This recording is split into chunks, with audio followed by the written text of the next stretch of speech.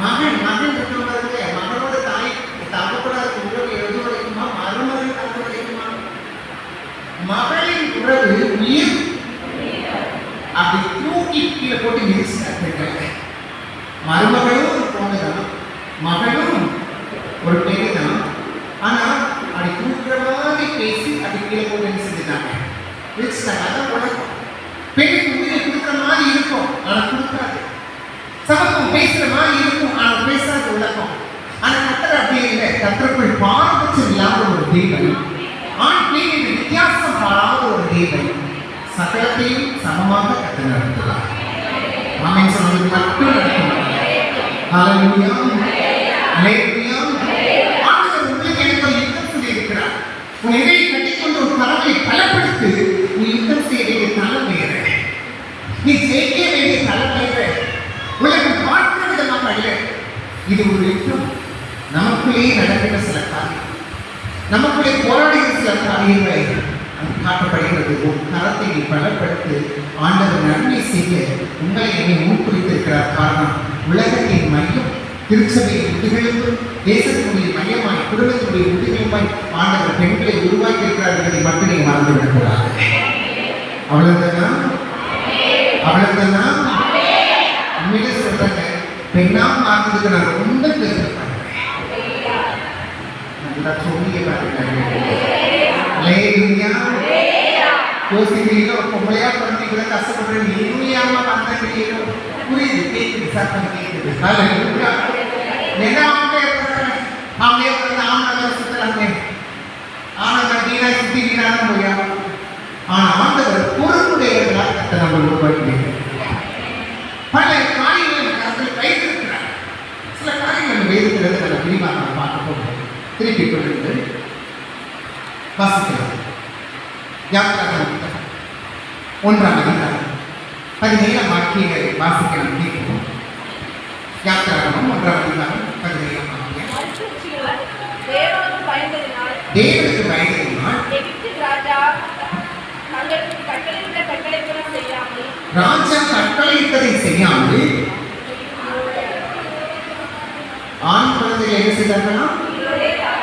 உயிரோடு காப்பாற்றினார். யாருக்கு தேசத்தில் சட்டம் இருந்தது, ஆண் குழந்தைகள் எல்லாத்தையும் என்ன செய்திட வேண்டும், கொண்டு போட்டுவிட வேண்டும் என்று சட்டம் வந்தது. சட்டம் வந்ததை கூட அவர் என்ன செய்தார், மதிக்காதபடி கடவுளுக்கு பயப்படுகிற ஒரு ஸ்திரீகளாக அவர் இருந்தார். 17 தேவனுக்கு பயந்த ஸ்திரீகள் குடும்பத்தை கலைக்கப்படுகின்ற முக்கியத்துவத்தை பெற்றுக் கொண்டார்கள். கீழே வசனத்தை கீழே வாசி பார்த்தீங்கன்னா, வாசிங்க 19-20 வாக்கியத்தில்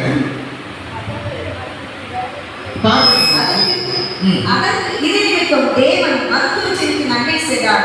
ஜனங்கள் பெருகி மிகுதியும் வளர்த்து போனார்கள். மருத்துவச்சிகள் தேவனுக்கு பயந்தினார். அவருடைய குடும்பங்கள் கடவுள்படி செய்தார்.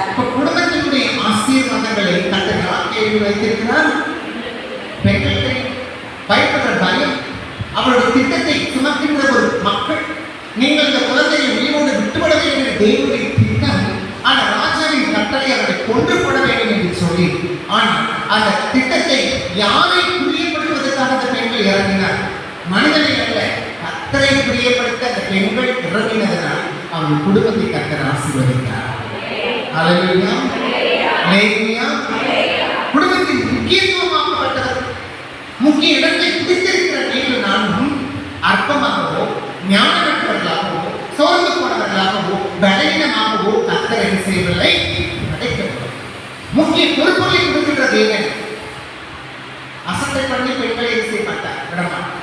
சமுதாயம் என்ன பெண்கள் முக்கியத்துவம் கொடுக்காம இருக்கலாம், ஆனால் கர்த்தர் முக்கியத்துவத்தை கொடுத்து வைத்திருக்கிறார். இடையை கட்டிக்கொண்டு கைகளை என்ன செய்யப்பட வேண்டுமா, பலப்படுத்திக் கொள்ள வேண்டுமா? எதற்காக? சண்டை அல்ல, நமக்குள் ஒரு யுத்தம் உண்டு. அதை ஜெயிப்பதற்காக கர்த்தர் அழைத்திருக்கிறார். ராஜாவின் வார்த்தையை கண்டினார்கள், பயந்து போய் அல்ல, கடவுளுக்கு பயந்ததினால். ராஜா தன்னை கொன்று போட்டு விடுவார் என்று பயந்து அல்ல, கடவுளுக்கு பயந்ததினால். அதுதான் அவர்கள் கொடுக்கப்பட்ட ஞானம். அந்த ஞானத்தின்படி செய்ததால் அவன் குடும்ப வம்சம் என்ன செய்தது, நிறுத்தி அடையப்பட்டிருக்கிறார். ஆசீர்வதிக்கின்ற தேவன், தேவனுக்கு பயப்படுகிற ஸ்திரீகள் என்ன செய்வார்கள்? கடவுளுக்கு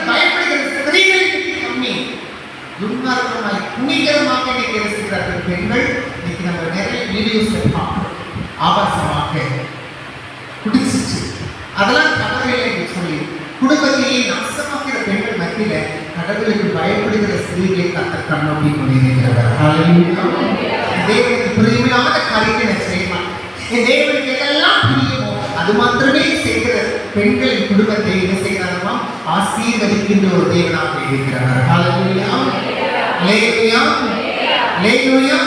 தன் இஷ்டத்தையும் தன் கொடுக்கப்பட்ட திட்டத்தையும் செய்யல தேவ திட்டத்தை நிறைவேற்றுகிற பெண்களாய் நம்ம அடையாளப்பட வேண்டாம். ஆரம்பத்தில் தான் சொன்னேன், தேவ திட்டத்தையும் சித்தத்தையும் நிறைவேற்றுகிற பிள்ளைகள் ஒரு பொழுது வைக்கப்படவே விட மாட்டார். பல தரத்துல ஆணவர்கள் வைக்கப்பட விட மாட்டார் சொல்லிடுவோம். இல்லை, கடவுளுக்கு இணங்கி இருக்கிற பிள்ளைகளை மாத்திரம்தான் வைக்கப்படாமல் கத்த நடத்துவார். ஆமென் ஹல்லேலூயா. உங்களை எங்கள் குடும்பத்தின் முதலில் உலகம் பார்க்கிற விதமாய் கர்த்தர் பார்க்கிறதல்ல. அவர் நம்மை வித்தியாசமாக பார்க்கிறார், முக்கியத்துவத்தை பார்க்கிறவர். அவருக்குள்ளாய் நம்மை பார்க்கின்ற தேவன். அவருடைய சாயலாக மாறின இருக்க நம்மளை ஒரு பொழுது கர்த்தர் செய்வதில்லை, அசட்டை பண்ணுகிறவர், அலட்சியம் பண்ணுகிறவர் அல்ல, பாரபட்ச பார்க்கிறவர் அல்ல. நம்மை நம்பி கொடுத்திருக்கிற முக்கிய பொருட்கள் உள்ள நம் குடும்பத்தை எவ்வளவு பராமரிக்கிறோம் என்று வாசிக்கலாம். சில சம்பவங்களை ஆதியாகமம் 25ஆம்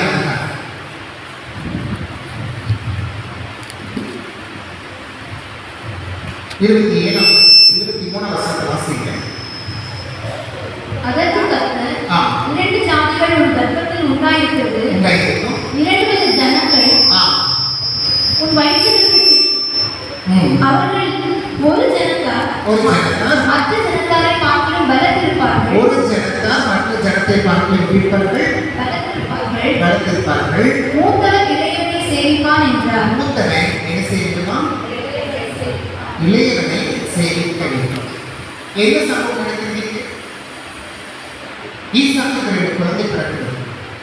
இல்லை, 2 குழந்தை பிறக்கிறது. 2 குழந்தை பிறக்கிறது. ஆண்டவர் சொல்கிறார், மூத்தவன் இளையவனை சேவிக்க வேண்டிய கட்டளை. மூத்தவன் இளையவனை எப்படி சேவிக்க முடியும்? ஒரே நேரத்தில் கன்சீவ் ஆனார், ஒரே நேரத்தில் பிரசவமாகுது. ஆனால் மூத்தவனாக வெளிப்பட்டால் மூத்தவன். ஆண்டவர் சொல்கிறார், இல்லை, இளையவனை மூத்தவனை செய்யப்பட வேண்டும், சேவிக்கப்பட வேண்டும். திட்டத்தை யார் கையில் கொடுக்கிறார்? ரெபெக்கா கையில் கர்த்தர் கொடுக்கிறார்.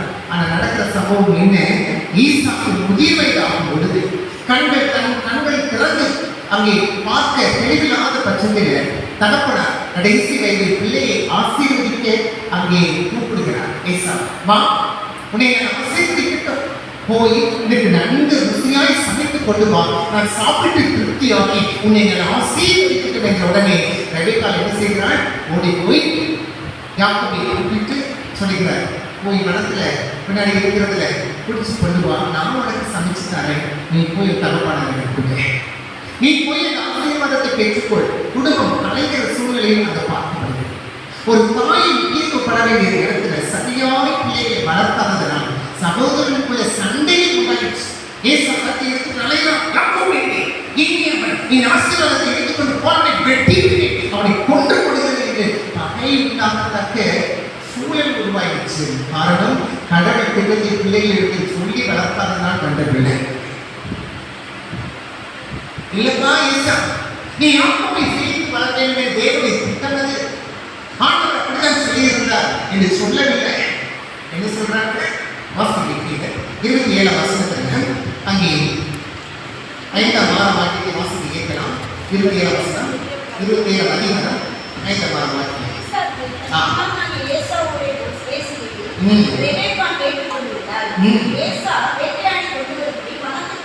போனான்.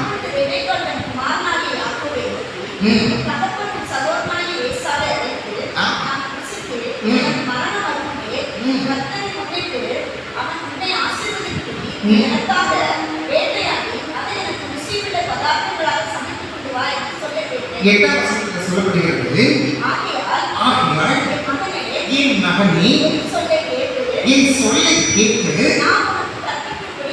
நான் உனக்கு கற்பிக்கிறபடி என்ன கற்பிச்சு கொடுத்தாங்க? உங்க அப்பனை ஏமாற்று. அப்பனுக்கு என்ன தெரியாது? கல்வி தெரியாது. அப்பனை பையன் சொல்றான் இல்லைம்மா என் சத்தத்தை கேட்டு கண்டுபிடிச்சிருப்ப